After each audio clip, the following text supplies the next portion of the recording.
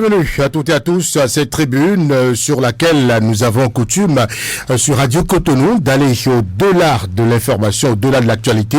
Bonsoir. Le secrétaire général de l'Observatoire international de la démocratie participative OIDP Afrique, au détour de la tenue à Cotonou du Forum international de la démocratie participative en Afrique, sidéré par le changement qu'a connu la ville de Cotonou, Bachir Kanouté était sur l'émission hebdomadaire Franc-Parler de ce dimanche sur Radio Cotonou.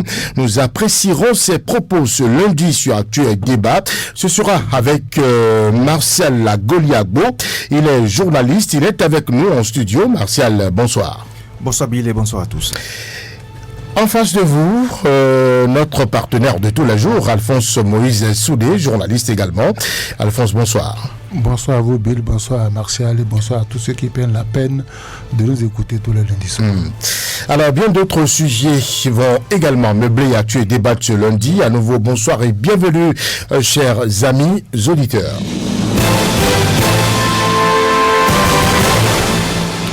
Le secrétaire général de l'Observatoire international de la démocratie participative OIDP Afrique congratule les autorités béninoises et l'élite de la ville de Cotonou pour toutes les transformations radicales que la ville a connues ces dernières années. À Cotonou, dans le cadre de l'organisation du 5e Forum international de la démocratie participative en Afrique, Bachir Kanouté, sur l'émission Franc-Parler ce dimanche sur Radio Cotonou, a expliqué le choix porté sur la ville de Cotonou pour abriter ses assises. Suivant Bachir Kanouté, secrétaire général de l'OIDP Afrique. Quand on regarde ce qui se passe en Afrique, je pense que citer le cas de Cotonou, après Maputo, où nous étions l'année dernière, est assez important. D'une part parce que nous voyons tout ce qui s'y fait. Nous connaissons l'histoire un peu du Bénin, du pays, avec tous ces soubresauts qui se sont succédés.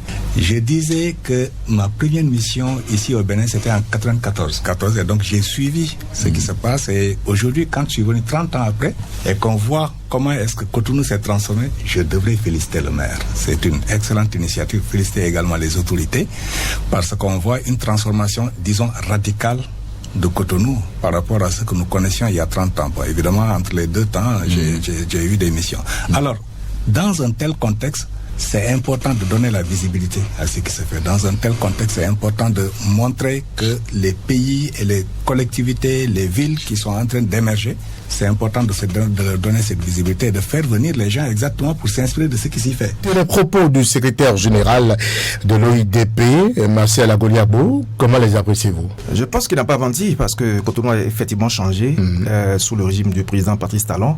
Et quand vous voyez déjà l'aéroport, la place de l'Amazonie qu'on sort, on sent véritablement que le président Patrice Talon a, je dirais, de la rigueur. Il aime le luxe, voilà, il aime le luxe, donc il a transformé la ville. Et puis, comme je le dis toujours, ce sont les aveugles qui ne veulent pas voir, hein. Et même aujourd'hui, les aveugles qui sont un peu partout demandent la clémence de Dieu pour avoir la vue, afin donc de constater visiblement ce qui se fait donc dans la ville de Cotonou. Cotonou a changé, et vraiment quand vous y rentrez, vous allez voir que c'est un petit Paris. On pourrait dire aujourd'hui, Alphonse Moïse Soudé, que le nouveau visage de Cotonou fait sensation. Bon, au regard des propos du secrétaire général de l'OIDP. Non, je suis d'accord avec lui que Cotonou ne pouvait pas rester le même de 1994 à 2024. Si cela restait, parce que lui il a dit qu'il est venu il est venu à Cotonou en 1994, s'il revient 30 ans après et qu'il constate qu'on n'a pas bougé, c'est dit que bon, quelque part on n'est pas sérieux. Je suis d'accord avec Martial que ça évolue. Cotonou est en train de changer de visage parce que c'est vrai, quand vous descendez à l'aéroport, c'est la vitrine du pays. Quiconque entre dans un pays qui sort de l'aéroport, il doit être séduit par les infrastructures. Je crois que cela a été fait. Mais quand vous quittez ces endroits, vous descendez dans certains coins de Cotonou. Moi, je suis un peu dérangé parce que je n'apprécie pas le comportement d'un certain nombre de chefs quartiers. Je traverse les nouvelles infrastructures, mais vous constatez qu'il y a des gens qui s'arrêtent au bord de la voie, la nouvelle voie goudronnée, ils ouvrent leurs braguettes et puis ils font pipi tranquillement, sans être inquiétés, en plein jour.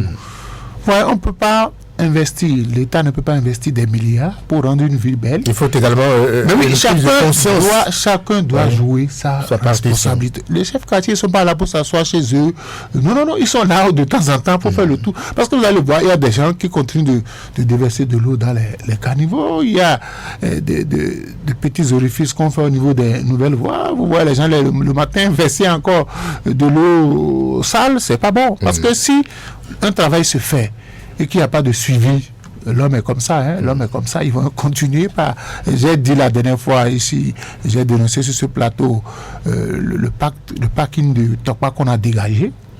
Mais comme ce n'est pas occupé, c'est devenu urinoir. Vous savez qu'on a lutté contre les cambistes, le gouvernement a lutté contre les cambistes parce qu'il y a eu plusieurs braquages. On a dit, mais les gens se sont installés là. Il faut que, au-delà du gouvernement, qu'il y ait une prise de conscience. Parce que quand on dit, un président a travaillé, si le président s'en va, le reste, vous devez assurer. Dans tous les pays, il faut qu'on mette en place un système pour décourager ces citoyens-là qui ne veulent pas reconnaître ce qui se fait, mais qui continuent d'avoir des comportements précaires. Moi, je dis, le travail est en train d'être fait, mais il faut que chacun de nous joue son rôle. Moi, il m'arrive d'interpeller les gens quand je vois des messieurs qui ne pouvant pas résister à l'urine dans leur voiture au bord des voies et font pipi. J'ai dit, mais c'est pas bon. Qu'est-ce que vous, en tant que citoyen, appréciez dans Cotonou qui se réinvente aujourd'hui? Non, j'ai dit une chose. On a beau aimer le président Patrice Talon comme on peut le détester, mais il faut reconnaître qu'il y a des choses qui sont faites. C'est une évidence. Il y a des choses qui sont faites. Quand vous vous promenez, si vous êtes un monsieur comme moi je me balade beaucoup dans Cotonou et j'observe. C'est pas quand je vois la télé, je dis la télé, les images peuvent être belles. Je descends sur le terrain, je constate, donc je dis qu'il y a des choses qui se font. Ça, il faut l'encourager. C'est pas parce que vous n'aimez pas quelqu'un que tout ce qu'il fait, il faut peindre ça en noir. Moi, je dis qu'il y a des choses... Il y en a qui ont retenu votre attention. Mais oui. Dans tout ce qui se fait. Il a cité la place de l'Amazone. Aujourd'hui, n'importe qui vient au Bénin a envie d'aller là-bas. On a déplacé la statue de Bioguera vers Erevan. Ça attire tout le monde. Donc, il y a Sofitel qui a remplacé Sheraton. Il y a, vous allez dans la zone. On a fait la voie qui passe derrière la présidence. Parfois, on est obligé d'indiquer aux Béninois le couloir de chacun parce que tellement on a vu une grande voie qu'on circule sans contrôle. Donc, je dis, il y a beaucoup de choses. Et vous traversez l'aéroport jusqu'au niveau de la direction générale de la loterie, mais vous êtes séduit par la nouvelle voie. Donc, je dis, un travail est fait, et des choses continuent d'être faites. Donc, il revient à chacun de jouer sa responsabilité. Mais je voudrais qu'on ne soit pas tout le temps pessimiste. C'est vrai que certains vous diront c'est beau, c'est joli, mais quel est le coût de revient? Quel est le coût de revient? Parce que toute chose belle a un prix à payer. Bien sûr, il faut quand même admirer le beau d'abord. Cotonou change, vous l'aviez dit, monsieur Agoli Agbo. Qu'est-ce qui vous frappe dans cette métamorphose que connaît la ville, vous? D'abord, vous savez que quand on vient dans un pays, il faut voir d'abord les villes. Et comme Port-Nouveau n'a pas eu déjà cet honneur en tant que capitale, au moins il faudrait transformer Cotonou, puis qui est la capitale économique. Honnêtement parlant, comme le doyen a eu à l'évoquer tout à l'heure, quand vous venez aujourd'hui à la place de l'Amazone, pas plus tard qu'il y a de cela 2 semaines, j'ai un ami qui est venu du Sénégal. Il était venu il y a 5 ans, mais lorsqu'il est descendu, je vous assure, il est perdu. Ça, il faut l'avouer. Il a reconnu que aujourd'hui Cotonou a été transformé totalement. À travers l'électrification, voyez-vous, même la nuit, quand vous venez... La gestion des ordures. Voilà aussi un fait, à travers donc la société de gestion. Et également, il a soulevé un fait. La dernière fois, effectivement, on était en train de faire la promenade, et puis il y a des délinquantes griffes, en fait, qui urinaient effectivement sur les infrastructures, et ils ont été interpellés. Dieu merci, il y avait en fait les patrouilles qui passaient et qui ont arrêté donc ces messieurs-là. C'est vilain. Donc, il faut discipliner un tant soit peu le Béninois. Il est un peu têtu. C'est vrai que le chef de l'État est en train de faire beaucoup pour la ville capitale, mais il faut la préserver parce qu'il va quitter. Il n'est pas éternel. Il va quitter. Donc, il faut pérenniser les acquis. Et c'est ça que nous devons faire en tant que citoyens, interpeller donc nos frères pour dire que les trucs ont été faits. Il faudrait désormais que nous, qui sommes des citoyens, nous arrivions quand même à conserver ce que le président Patrice Talon nous a donné. C'est un merci, je dis grande griffe, parce que aujourd'hui, plusieurs présidents peuvent le faire. hein, mais lui au moins, en l'espace de 8 ans, disons, bientôt 10 ans, il a beaucoup fait. C'est vrai, tant qu'il reste à faire, rien à faire, mais déjà, on voit que c'est un homme de vision, il a voulu transformer le Bénin, et aujourd'hui, on peut, même de l'extérieur, on le dit, hein, le Bénin aujourd'hui est un pays modernisé, développé, grâce à Patrice Talon. Alors, le secrétaire général de l'OIDP n'est pas, bien sûr, le seul à reconnaître cette transformation que connaît la ville de Cotonou.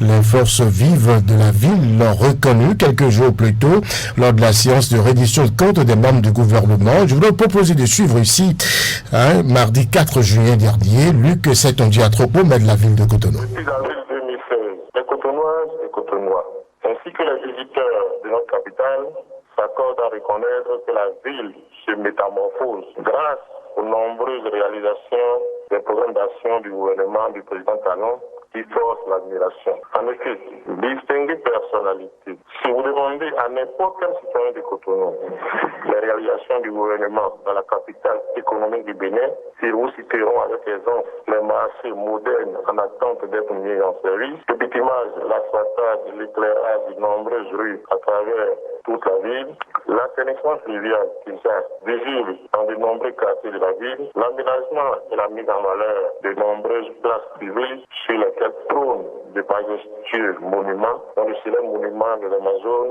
la Biogera, pour ne citer que ces deux monuments. La rénovation de l'aéroport international Cardinal Bernardin Gontier, l'excellente politique de gestion des ordures ménagères de la ville qui fait désormais de Cotonou l'une des villes les plus propres du continent. Le maire de la ville de Cotonou à l'instant, je voudrais préciser que pendant que le gouvernement déroule son programme d'action, la mairie de Cotonou n'est pas restée les bras croisés. Elle a aussi embrassé le mouvement en décidant en intelligence avec le PAC de la contractualisation en maîtrise d'ouvrage déléguée avec des sociétés et agences pour conduire certains grands travaux de construction dans la ville. Par exemple, avec la Société des infrastructures routières de l'aménagement du territoire, elle va mettre en œuvre des travaux de rénovation, de réhabilitation, de création de feux tricolores, des travaux de maintenance, etc., etc. Alors, Alphonse Moïse Soudé, il faut souhaiter aujourd'hui que la dynamique se poursuive. Oui, la dynamique doit se poursuivre, mais moi, ce qui m'embête, nous sommes dans une grande ville où pratiquement les feux tricolores ne marchent pas. Et la dernière fois, j'étais révolté parce que j'allais aux soins. 2 policiers ne peuvent pas réguler la circulation. Lorsque l'autre a dit de s'arrêter, l'autre a lancé et puis on a ramassé une dame, Carrefour Sojema. Et les 2 jeunes policiers se sont mis à rire. Une dame blessée parce que l'autre a dit stop, l'autre a fait la main et puis on a démarré. Dans une ville où on réalise des infrastructures, les feux tricolores doivent marcher. Le grand Carrefour Saint-Michel, après une certaine heure, le feu ne marche plus. Le feu tricolore ne marche plus. Et c'est difficile, c'est un grand carrefour. Vous voyez le carrefour dont je parle, ça ne marche pas. Et on dit que c'est de la responsabilité de la ville. Dans une ville, on a beau réaliser des gratte-ciel, tout. Si les feux tricolores ne marchent pas, les citoyens vont se tuer. Moi, c'est un peu ce qui me révolte, parce que quand vous quittez, vous dépassez un peu l'ORTB, vous voulez aller vers Akpakpa, c'est là que vous ne trouvez plus de feux tricolores. Vous ne trouvez plus. Vous arrivez au carrefour des repos, ceux qui pratique à Papa, vous diront, là, c'est autre chose, hein. Un embouteillage terrible parce que le feu tricolore ne marche pas. Vous allez au feu de Sacré-Cœur, parfois ça marche, parfois ça ne marche pas. Donc moi je voudrais, l'éclairage public c'est très important. Ça permet de dissuader les petits délinquants la nuit qui continuent de jouer au pickpocket. Il faut ça. Et au-delà de tout, il faut l'entretien des voies. Moi je tiens beaucoup à ça parce que si nous avons, au temps de la Révolution, je me rappelle, tous les samedis, on bloquait la circulation jusqu'à une certaine heure. On vous obligeait de sortir de votre maison et de balayer la voie qui passait devant votre maison. Il faut qu'on reprenne avec les bonnes habitudes.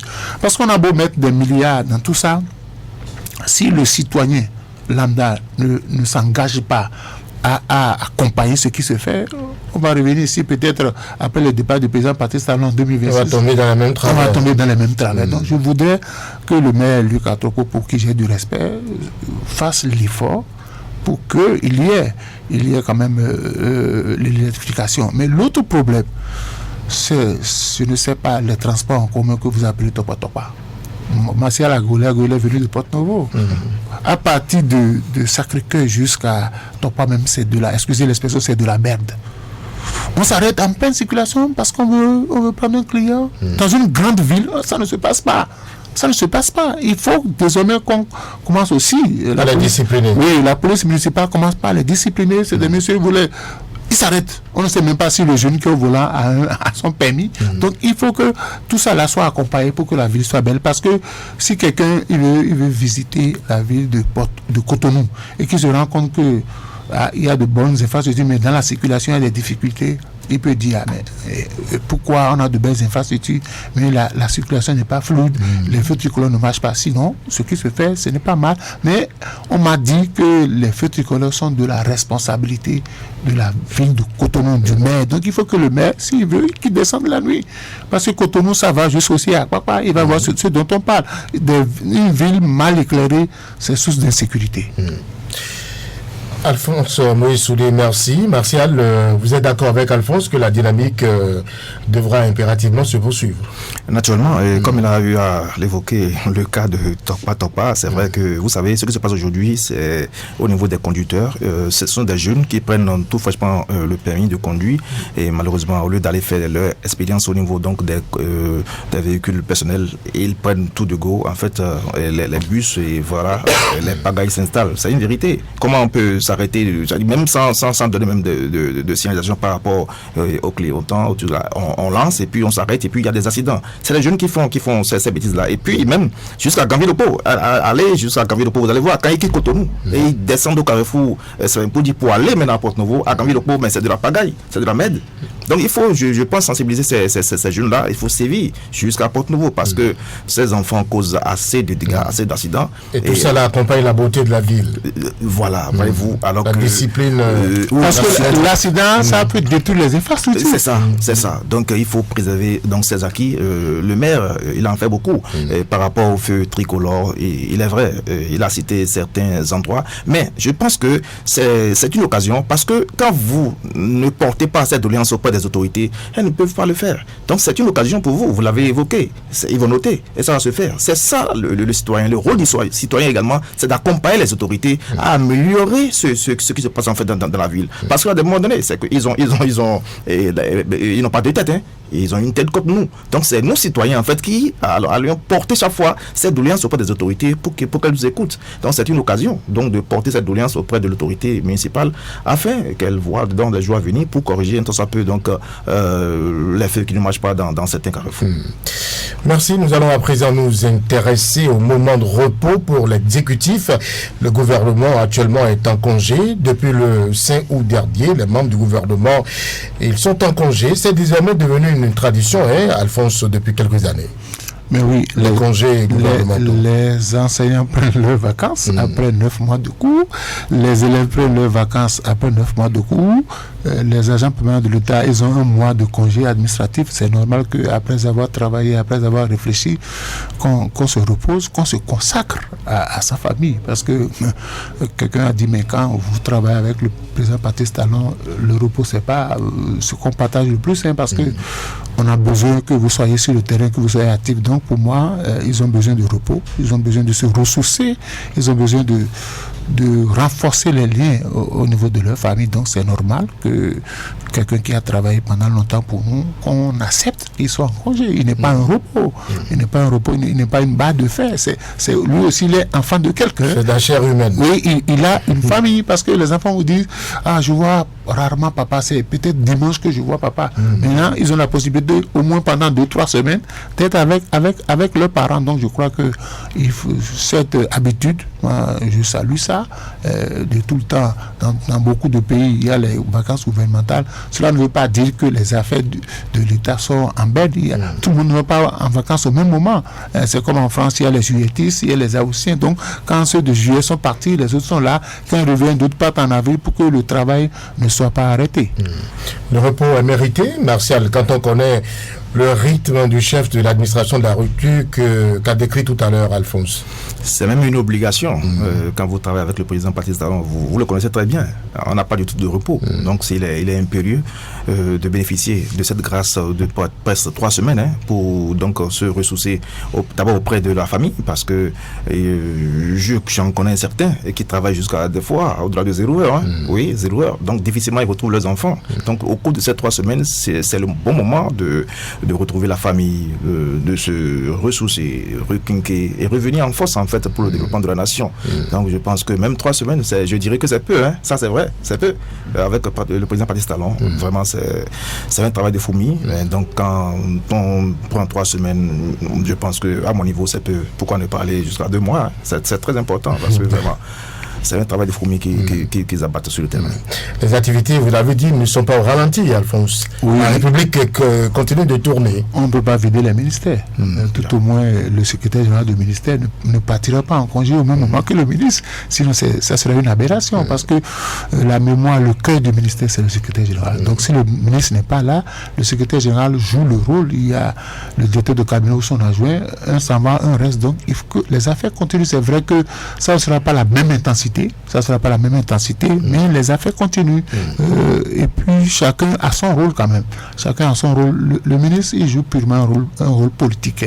Il est entouré de techniciens. Donc, quand le ministre n'est pas là, les techniciens doivent pouvoir jouer leur rôle. Il ne faut pas attendre la présence du ministre pour dire, bon, tout le monde dira maintenant, le ministre est en vacances et puis, bon, on va travailler au ralenti. Non, ça n'attend pas. Le temps, c'est de l'argent. Donc, il faut. Vous voyez, ils sont actuellement en vacances, mais au niveau des différents ministères d'enseignement, on doit préparer la rentrée. Forcément, qui est pour le 16 septembre. On ne va pas dire attendons le retour des ministres. Non, il y a déjà des travaux qui sont faits. Bientôt, on a déjà amené le calendrier de l'année scolaire, on a d'autres détails. Donc, ça fonctionne un peu partout dans les ministères. Donc, je dis, ça, c'est ce qu'on appelle le patriotisme. On n'a pas besoin forcément de la présence du chef pour avoir peur et travailler. Non. Quand vous respectez quelqu'un, c'est en son absence que vous montrez de quoi vous êtes capable.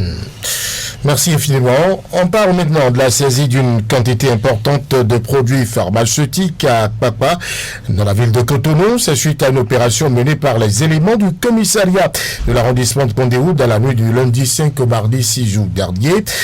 De sérieuses mesures sont quand même prises depuis un certain nombre d'années pour mettre fin à ce business au Bénin. Martial, pourquoi a-t-il toujours la peau dure? Ça va être difficile. Vous savez très bien que dans ce champ d'action, il y a plusieurs personnes qui ont été des milliardaires en la matière. Vous savez très bien, depuis des années. C'est un commerce qui se faisait depuis.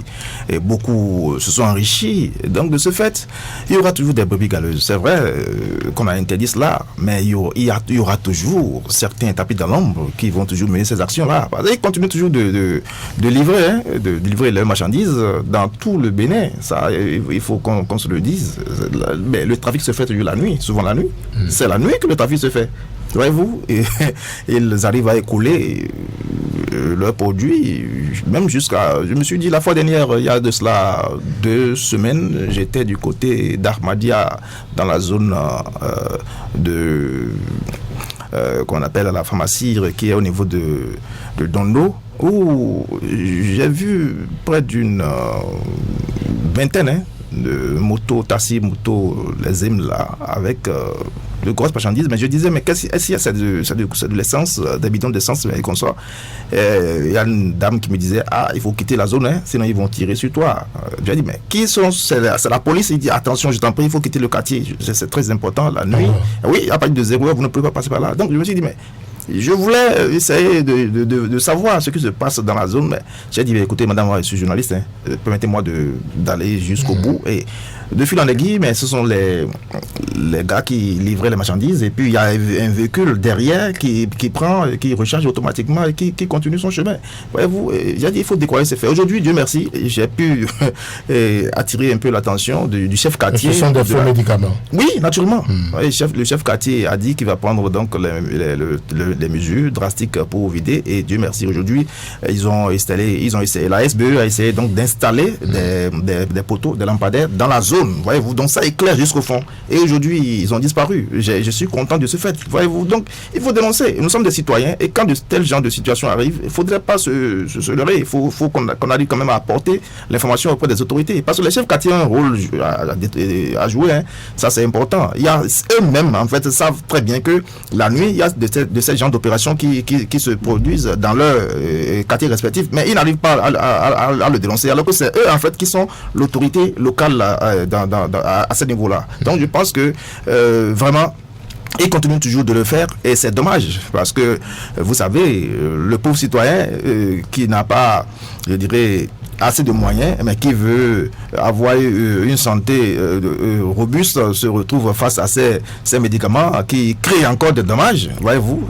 Ce n'est pas bon, ce n'est pas une bonne chose. Donc je pense que les autorités doivent prendre des mesures drastiques, le taureau par les cornes, comme on le dit toujours, pour aller jusqu'au fond, en fait. Parce que à Porte-Nouveau, il y a plusieurs zones. Hein. Quand vous prenez par exemple le Grand Marché, c'est vrai, la dernière fois, il y a une descente musclée qui a permis donc de vider beaucoup de ces produits-là. Et ça continue toujours. Donc aujourd'hui, la dernière fois quand c'était passé, le policier était en civil.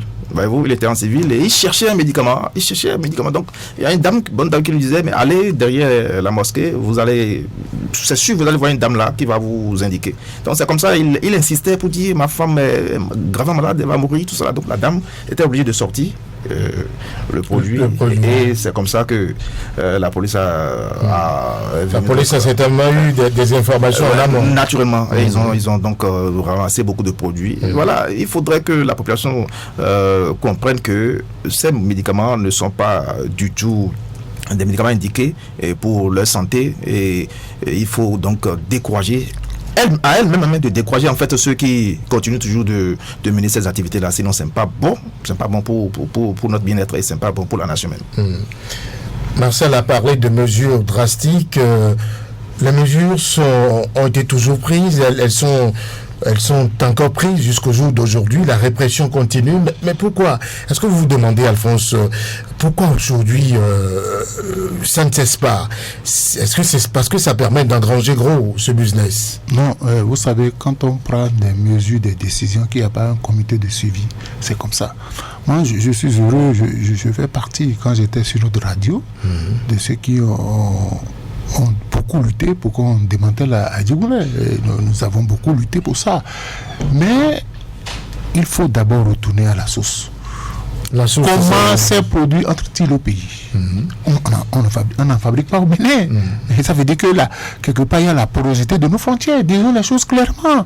Parce que ça ne passe pas quelque part pour entrer dans le pays.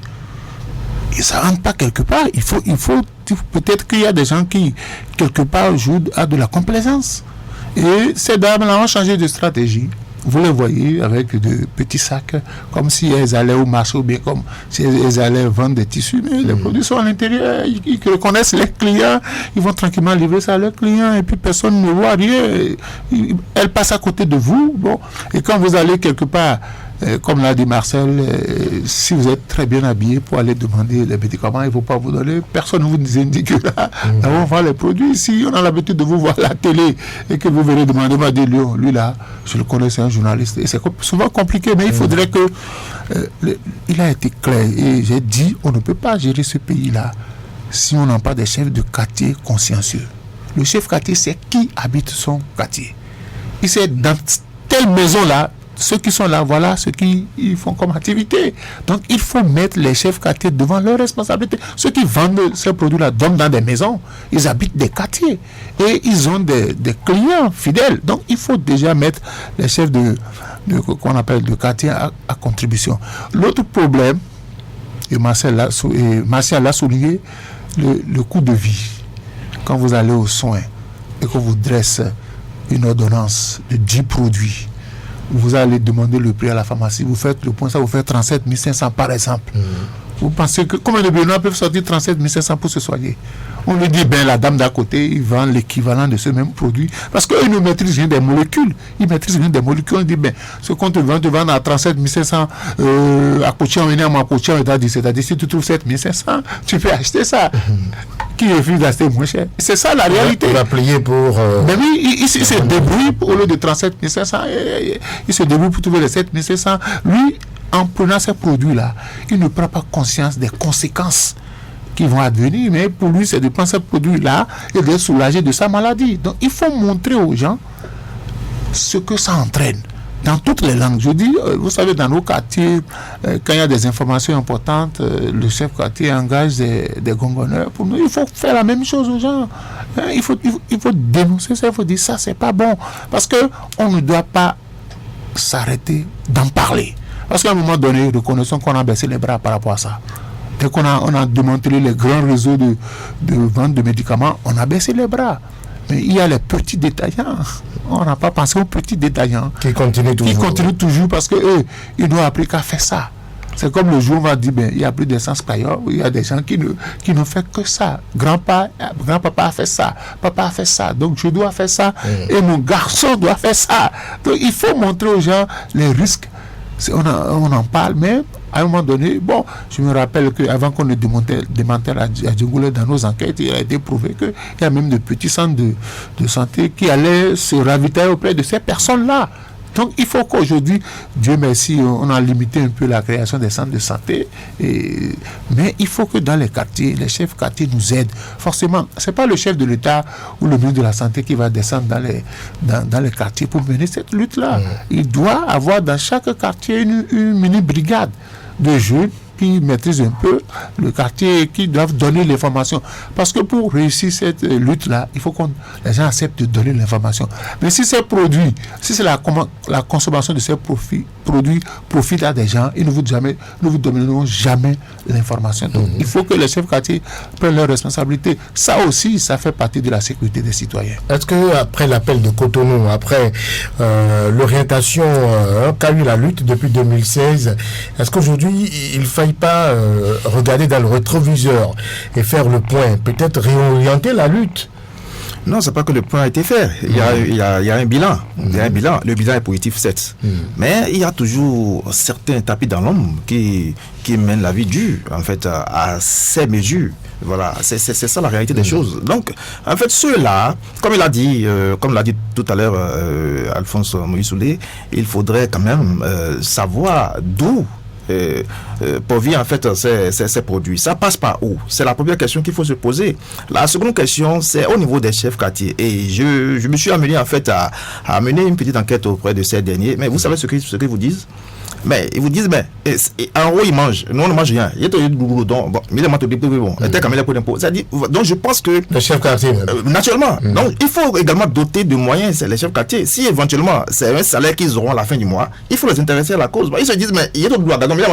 Et pourquoi nous, on va toujours chercher donc, à mener en fait, le combat ici? Donc, c'est au sommet en fait qui bouffent. Nous, on ne bouffe rien. Donc, je pense qu'il faut désormais intéresser ces élus locaux, ces quartiers, pour qu'ils aient au moins également le moyen de faire la fête. Sinon, dans le cadre, ils savent très bien dans quelle maison le personne se fait. Ils savent très bien. Je vous assure tout, les chefs quartiers, ils ne vont jamais le dire. Pourquoi? Parce qu'en retour, ceux-là qui font les opérations, leur donnent quelque chose.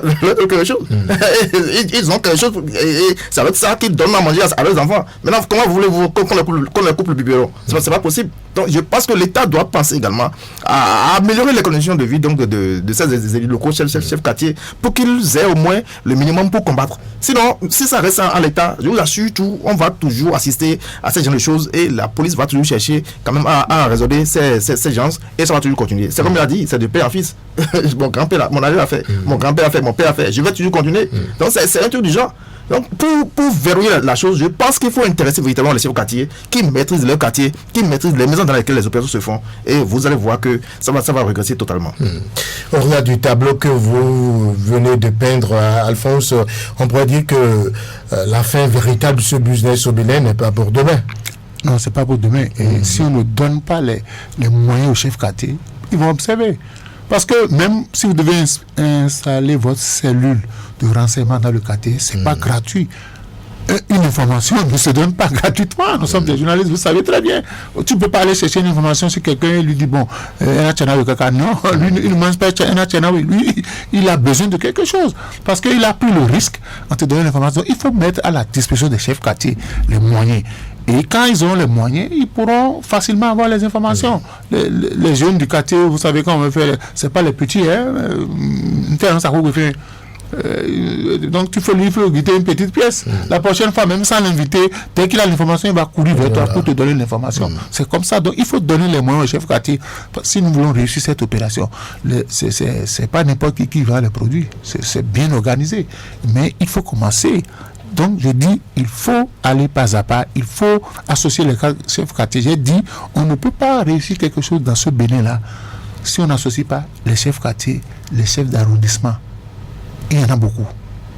Donc, le chef quartier, il travaille avec le chef d'arrondissement. C'est eux qui donnent les informations. Et aujourd'hui, bon, Martiala quartier, c'est en haut là-bas, c'est en haut de en haut qui mange. Et nous, on va prendre le risque. Il faut les associer, les intéressés. Il faut les associer, les intéressés. C'est comme ça parce que gérer ça, c'est un gros risque. C'est pas évident que ceux qui vendent les produits qui sont dans les quartiers, il a dit, les chefs quartiers les connaissent. Et puis chacun prend sa part du gâteau.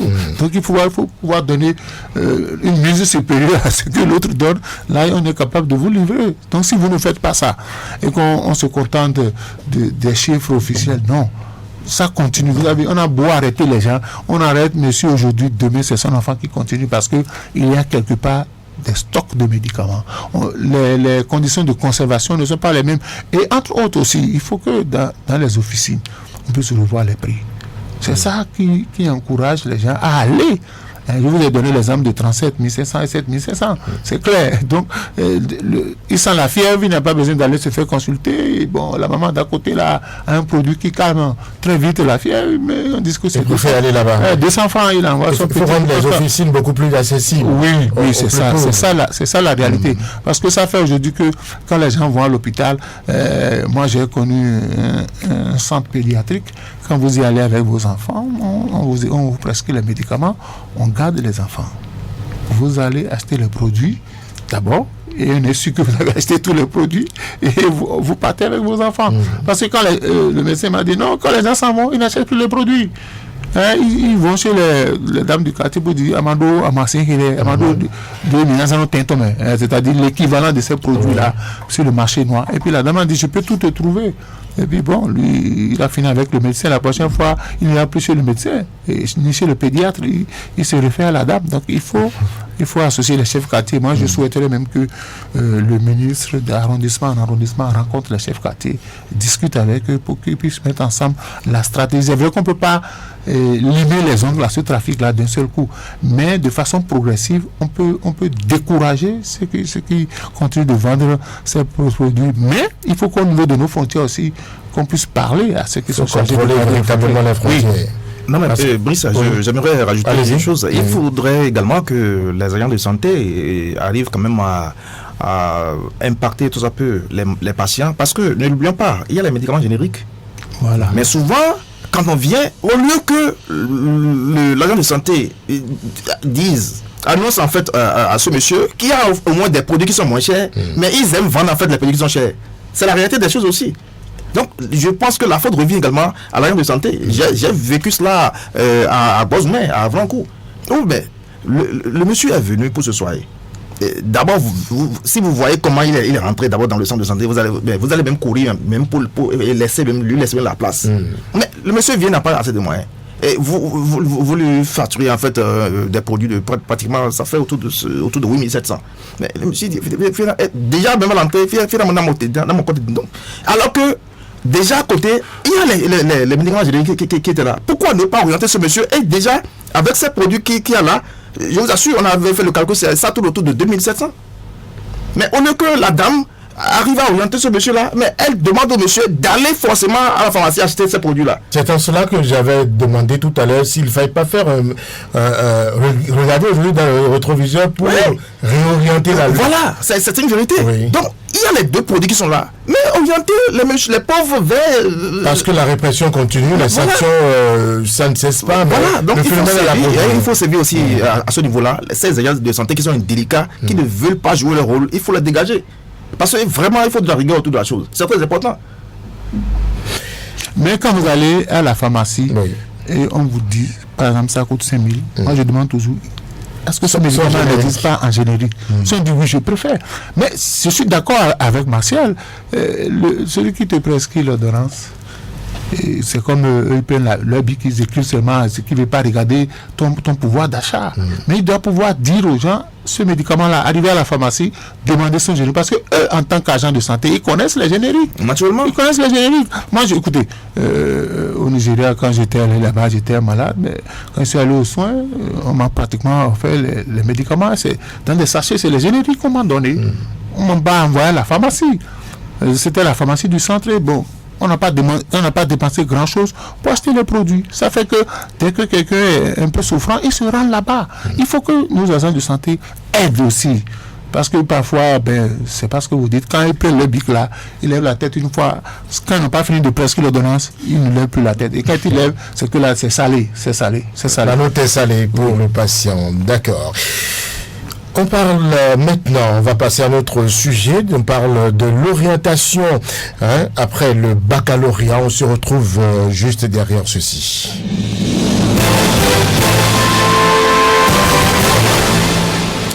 Comment s'orienter après le bac? On en parle, disais-je. On constate que les jeunes n'ont pas les outils nécessaires aujourd'hui pour se préparer à l'après-baccalauréat. J'ai très envie de vous poser la toute première question, Alphonse. Le manque d'information amène de nombreux étudiants aujourd'hui à tomber dans le piège de formations universitaires. Moi, j'ai toujours dit aux parents, quand votre fils est en 3e, il faut déjà commencer par discuter de l'avenir avec lui. Parce que c'est ce qui détermine la série qu'il va choisir en second. Écoutez, avant d'arriver dans votre studio, il y a des gens qui ont le bac, qui jusqu'à présent ne savent pas ce qu'ils vont faire. Quand ils leur demandent, mais tu as choisi quel filet? Ah, monsieur, je continue de réfléchir. Après la 3e, la terminale, entre la 3e et la terminale. Donc, quand l'enfant est en 3e, s'il passe en seconde, il va choisir une série. S'il dit à son papa, je suppose que il dit qu'il veut être médecin, ou bien qu'il veut être forcément, il faut l'encourager vers la série scientifique, la série D. Mais il y a des parents qui ne s'intéressent pas à ça. L'enfant leur impose la série, et après le baccalauréat, l'enfant se rend compte que ce qu'il veut faire, le bac qu'il a obtenu ne répond pas à ça. Donc je dis la première responsabilité relève du domaine parental. Un parent doit pouvoir s'asseoir avec son enfant pour discuter. Je ne parle pas des parents qui imposent leur vision à leurs enfants. C'est-à-dire que parce que lui n'a pas été professeur, non, il n'a pas été médecin, il veut que son enfant soit forcément médecin. L'enfant a une autre ambition. Oui, bien sûr. Alors, il n'en a pas les aptitudes. Il n'en a pas les aptitudes. Et quand en terminale, vous appelez, à la fin du premier trimestre, vous appelez le parent pour dire, mais cette série-là, votre enfant ne tient pas. Il vous dit, non, il va faire ça. Parce que je voudrais qu'il soit tel. C'est ça qui fait que l'enfant appelle le bac, il ne se retrouve pas. Il faut déjà... moi, je remercie un certain nombre d'universités privées qui déjà en première commencent par intervenir dans des collèges, parlent aux enfants des différentes filières et leur déboucher, parce que c'est ça. Il faut dire à l'enfant quelle filière, telle filière débouche sur quoi. Donc, c'est comme je me suis rendu compte qu'il y a beaucoup de jeunes après le bac rentrent dans qu'on appelle dans la formation de journalisme, et ils font 3 ans, ils sortent, ils ne sont pas capables d'écrire un chapeau parce qu'ils n'ont aucun don pour être journaliste, mais comme ils ont cherché à gauche à droite, on dit je vais faire la presse et puis ils finissent. Ils ont vu des grands frères. Et j'ai dit à quelqu'un, mais écoutez, j'ai dit à un jeune, tu veux être journaliste, mais tu ne parles pas bien français. Un journaliste, tu ne parles pas bien français, tu veux être journaliste, tu veux faire les débats comme moi, tu ne parles pas français, tu n'as pas les aptitudes pour... Il a fini 3 ans après, il ne peut pas écrire un chapeau. Donc je dis, il faut que les parents, à un moment donné, oublient leur orgueil. C'est pas parce que toi, ton papa t'a imposé une filière que tu vas faire la même chose avec ton enfant. Tu discutes avec l'enfant.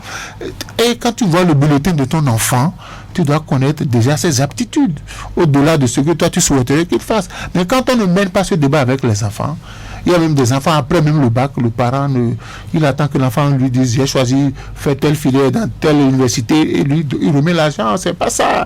Et l'enfant finit, il va à l'école pour faire plaisir à ses parents. Donc je dis, il faut que les parents discutent avec les enfants, il faut que l'école que l'enfant fréquente aussi en tenant compte de ses aptitudes, qu'on puisse l'orienter.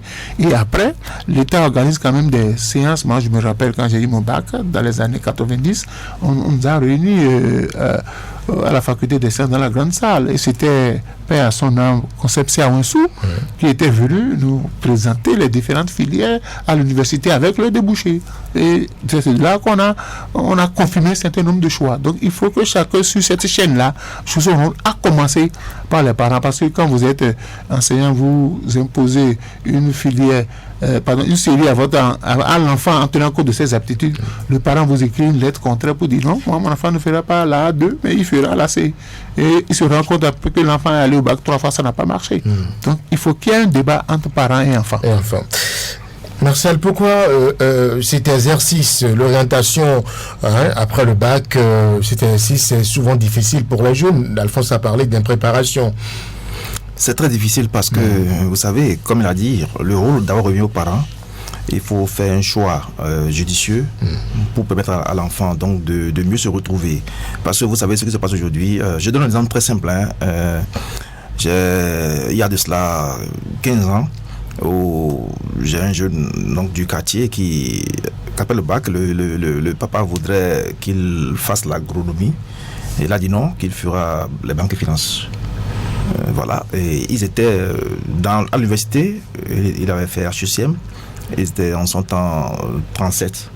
Mais aujourd'hui, allez voir, c'est plus de 200, 300, même voire 1000 au niveau donc de ce secteur. Mais après, il navigue à vue. Combien de banques veulent vous recruter aujourd'hui? Voyez-vous? Donc, je pense que ces enfants doivent savoir une chose. Quand vous allez à l'université, il faut vite finir et trouver du boulot pour venir maintenant rendre la monnaie à vos parents qui investissent sur vous. C'est ça la réalité des choses. Mais plusieurs, aujourd'hui, vous savez ce qu'il a fait? Il a quitté la banque et finances. Il a choisi une autre filière. Voyez-vous? Alors que c'est une perte de temps. Donc, s'il y avait déjà cette discussion avec... Parce que le papa était agronome. Et il savait que, bon, il a des portes d'entrée pour vite donc l'orienter. Mais il a dit non. Il n'y a attention, papa. Je veux faire la banque de finances. Voyez-vous? Donc, vraiment, c'était difficile. Mais le papa, il a pris seulement la patience. Il a dit, bon, d'accord, va. Je ne vais pas t'interdire cela. Donc, il faudrait véritablement orienter ces jeunes qui naviguent à vue dans les universités, que ce soit privées et publiques. Parce que, vraiment, aller demander donc, aux parents de faire ci, et faire 5 ans et ne rien trouver, reprendre encore d'autres filières et consorts, c'est très difficile aujourd'hui. Et aujourd'hui, je remercie le chef de l'État, Patrice Talon, pour une cause. La cause, c'est que aujourd'hui, il y a les lycées agricoles. Là, vous savez là où vous allez. C'est très important. Non, pas ça avant. Il a créé plusieurs lycées et déjà, vous savez que quand vous rentrez dans les lycées agricoles, vous finissez déjà avec votre bac, vous savez là où vous allez. C'est ça qui est très important. Et vous sortez franchement avec déjà l'emploi. Alors qu'avant, ce n'est pas le cas. On trouve d'autres filières et on finit, on fait 2 ans, 3 ans, mais on n'arrive pas à trouver du boulot, on va s'inscrire ailleurs et c'est ça qui se passe aujourd'hui. Il y a plusieurs diplômés sans emploi. Donc aujourd'hui, je pense que avec cette orientation donnée par le chef de l'État, vous allez voir, beaucoup vont trouver donc d'emploi et nous allons réduire tout à peu en fait ce chômage ambiant qui gangrène en fait le pays depuis des années. Mal s'orienter, Alphonse, c'est carrément une catastrophe pour la carrière. Oui, écoutez, Martial a sorti un élément. Et moi, je me plais de me moquer de ces gens-là. Quand on me dit, on fait banque finance, j'ai dit, ton papa a l'argent pour te créer une banque. Si ton papa n'a pas l'argent pour te créer une banque, là, il faut sortir de là. Il y a combien de banques? Et tout le monde, vous allez voir, ils sont pleins. Banque et finance. Il faut être sûr que, quand tu vas finir ta formation, que personne ne peut te recruter, tu peux t'auto-employer. C'est-à-dire tu apprends un métier qui te permet de t'auto-employer. Avec la banque, tu ne peux jamais t'auto-employer. C'est pas possible. Mais quand tu fais un truc comme l'agronomie, si tes parents ont des terres, tu vas cultiver là-bas. Un agronome ne reste pas au bureau. Donc il faudrait qu'on inculque ça aux enfants. Les gens pensent que bon, être un bon cadre, c'est se mettre en costume avec pantalon sauté, sans chaussettes, et s'asseoir dans une banque pour dire non. Il faut. Parce qu'un jour, la banque va fermer, on te met dans la rue. Donc, il faut dire, si je fais cette formation-là, que personne ne me recrute, est-ce que je peux créer moi-même mon propre emploi et être mon propre employeur? C'est ça la réalité. Parce qu'aujourd'hui, bon, Melek Podanya à Kowe. Kowe, là, ça ne développe pas un pays. C'est vrai qu'il faut une partie, il faut réserver une partie à Kowe, mais les autres, on a des terres qui sont là. Moi, quand je vois aujourd'hui mes amis qui ont fait le lycée technique, après le bac, le gars, il fabrique les amours, il fabrique les riz, il est à l'aise. Parce qu'il a appris à faire ça. Il y a des mécaniciens bien installés qui ont fait le lycée technique. Quand nous passions en seconde, lui, il allait reprendre la première année au lycée Koulibaly. Ouais, donc quand on était au campus, lui, il était encore au lycée, mais aujourd'hui, il est bon. Il faudrait que les parents cessent d'inculquer leur vision aux enfants. Vous avez longuement parlé des parents. C'est quoi le rôle de l'État et le rôle de nous, informateurs? Parce qu'il faut que l'apprenant ait la bonne information. L'État a déjà les structures qui peuvent accueillir les gens. Moi, en mon temps, il n'y avait pas cette structure-là, c'était la fac. On n'avait pas le choix, c'était la fac. Quand vous ratiez les concours, à ce temps-là, il faut dire, vous passez des concours, sinon vous n'avez un parent pour vous porter un coup de main, vous n'allez pas réussir à votre concours. Les choses ont évolué. Donc, il faut aujourd'hui que, c'est vrai, dans la presse, on en parle. On en parle souvent pour dire il faut choisir des métiers d'avenir, des métiers prometteurs.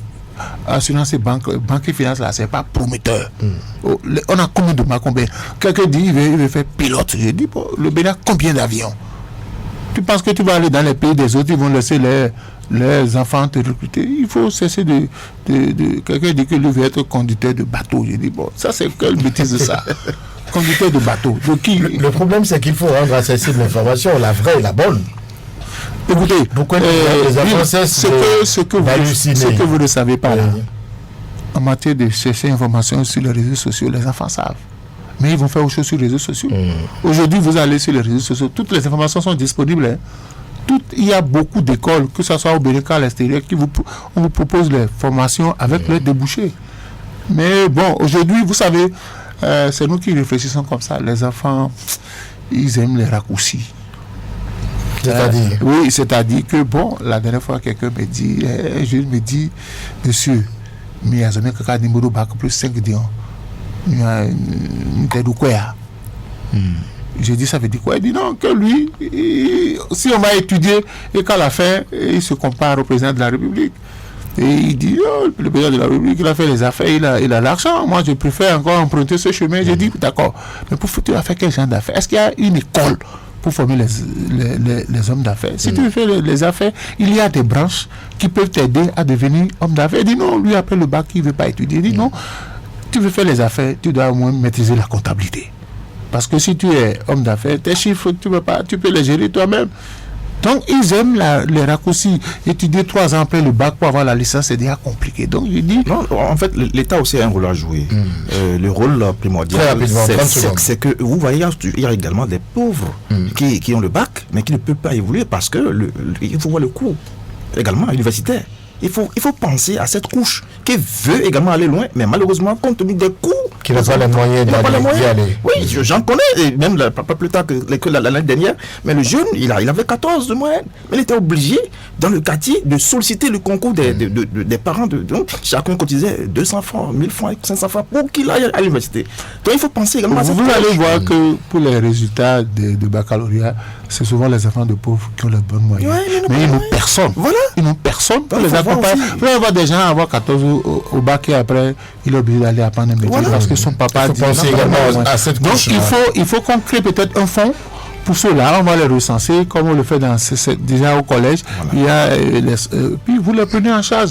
Demain, ils vont servir l'État.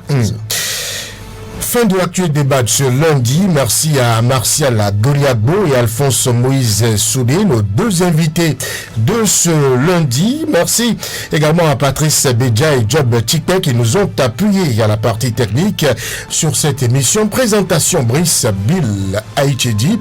Ce fut un plaisir en votre compagnie.